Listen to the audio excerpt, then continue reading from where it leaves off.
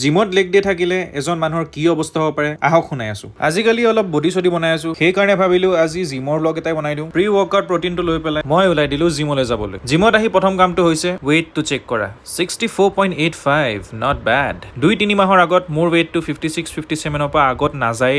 এতিয়া পুৰা খোৱা বোৱাত ফ'কাছ কৰিছো, মানে হেল্ডি খানা, আনহেল্ডি নহয়। মাজে মাজে চিট ডে বুলিও শব্দ এটা আছে নহয়, সেইটোও কেতিয়াবা ফ'ল' কৰি লওঁ বাৰু। দিয়ক বহুত হৈ গ'ল কথা, এতিয়া অলপ লেগ প্ৰেছ মাৰি লওঁ। প্ৰথম ছেটটো মাৰি ইমান ভাল নালাগে, সেইকাৰণে ভাবিলো অলপ ৱেইটটো বঢ়াই লওঁ। ছেকেণ্ড ছেটটো মাৰোতে এনেকুৱা লাগিছে কি আজি ফুল হাৱা টাইট হ'বতো হ'বই। ভাবিছিলো কি ৰখক হ'লেই আৰম্ভ। আগতে জিম যোৱা দাদাকেইজনৰ আগত শুনিছিলো কি লেগ ডে হ'লে অৱস্থা ফাটি যায়। মই ভাবিছিলো কিনো বেছি হ'ব, অকণ ভৰিটো বিষাব চাগে, সেইটোৱে। কিন্তু এতিয়া বুজিছো বহুতে লেগ ডে কিয় স্কিপ কৰে। এতিয়া মইতো স্কিপ কৰিব নোৱাৰো, কাৰণ ওপৰ বডিটো মই হাতীৰ নিচিনা আৰু তলৰ বডিখিনি বগলীৰ নিচিনা বনাবলৈ মোৰ মন নাই। সেইকাৰণে লেগ ডেৰ 3 ছেটৰ জেগাত 2 ছেট মাৰিয়ে মই এবছ মৰা আৰম্ভ কৰি দিলো। এবছ কেইটাওতো জৰুৰী না, অকল লেগ ডে মাৰি থাকিলেতো থৰি না হ'ব। এতিয়া তিনটা ছেট চবৰে মাৰি পেলাই ৰুমলৈ যাব লাগে আৰু।